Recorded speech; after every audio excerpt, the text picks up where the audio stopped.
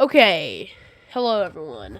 So, I've been working on a game on Roblox for the past maybe about past week or two.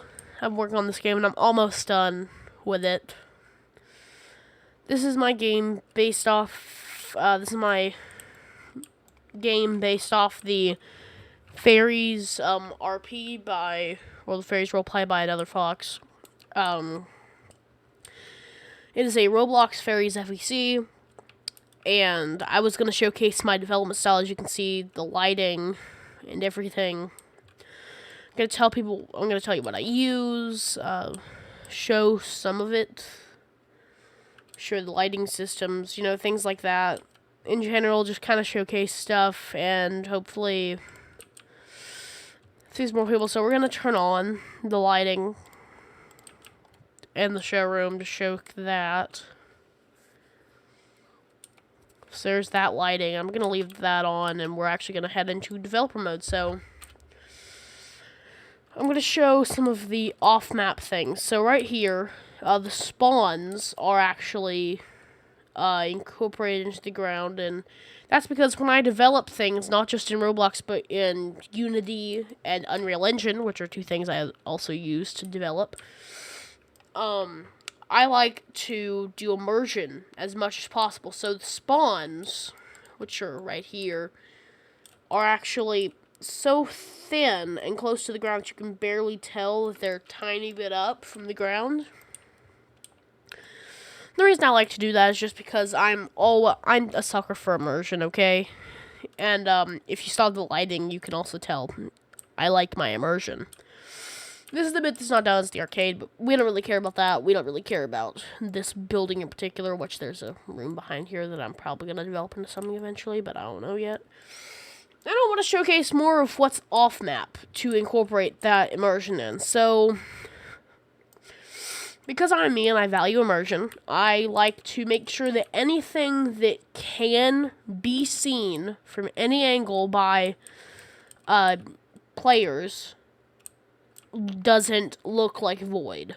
So, because of that, like right here, you can see if anyone were to walk all the way back here, which I doubt anyone would, you'd be able to see the loading bay in the restaurant, which isn't real. It just leads right into the technician office for the show. But we have these awesome Cyberstar machines with the Ferry's Pizza Playhouse branding on them. So, it looks cool. But you can see a garage door, which, of course, it's not real. It's just on the wall, and then inside is the office behind the stage, which is under here. The stage does exist, but because I don't have bots, it's just covered up at the moment by this wonderful coming soon box that I made with the logo on it. And, off map here, if we go down the street, you can see right here, there's Ferry's Pizza Playhouse car, this is the sign that came off the first bit of building, which was, the first wall, which was right here. This wall was the first one that I put down, and then this full front I started with, and we continued from there. I made this car's purpose was to be able to measure. It was right here, and it was supposed to measure the parking spaces. So that way they could be, correctly spaced. Right here there's a little street sign, Grubster Avenue, and you see Grubstar. It's the company, Grubster right there. Grubster's the mascot, so Grubster Street, and then Grubster Avenue and Fox Street. Fox is, of course, the person behind the Ferry's roleplay. Sign. You can see this side of the sign, but you can't see this side of the sign. So I guess that's still off map. Houses. Yeah, we have multiple streets, and over here we have Gala Avenue, who you should probably know Gala at this point. We also have this weird sign on top of this building, which I put here for some reason. This is the old Ferry and the Crew sign, which was going to be on the stage, but it never was, and then this is on the stage, of course, so See, all these buildings, which are all just copy-pasted, and a lot of them are false backs or just facades made to look like buildings are there, but really inside it's either hollow space or solid space for corner reasons. And over here there's a covered bridge which has Chuck E. Cheese and the Ferry and the Crew sign on it, which is over a Chuck E. Cheese silhouette. Why? I thought it was funny. This covered bridge, of course, is to make sure you can't see the world space outside of this road. And because I chose to do, like, a clear thing instead of just, like, say, for instance, walling it up like this. Which, that just broke. Fun. Instead of just walling it up like this and not having anything outside of it, I decided to have stuff outside of it because I think it looks more immersive. Again, I am much in immersion. We're going to let that fix itself because it normally does. You can see there's a lot of trees surrounding it to block off what I couldn't add over there and stuff. And this is the stuff that's just here from development. Me and Dummy comparing player heights and compared to doors and stuff like that. Player heights on doors. Chairs and tables, some chairs and tables that weren't used, some that were used, which are these three with the red. These weren't used. You know, stuff like that. And this is just a long building that was really made for under this tree line, being able to see that there is something there, that it isn't just dead space, but it also being, like, you know, also not that real at the same time, just a really long block with another long block on top of it. Even with the trees and stuff, like, you can see trees all around it. And you see the wall right here. You can't really see the wall over there from this side, but you can see this from over there, the loading bay.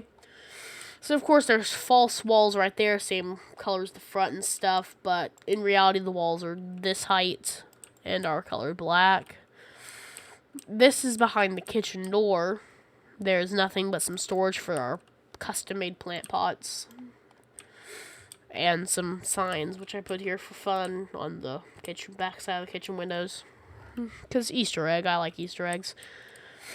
Even if they can never be found physically. I still value them.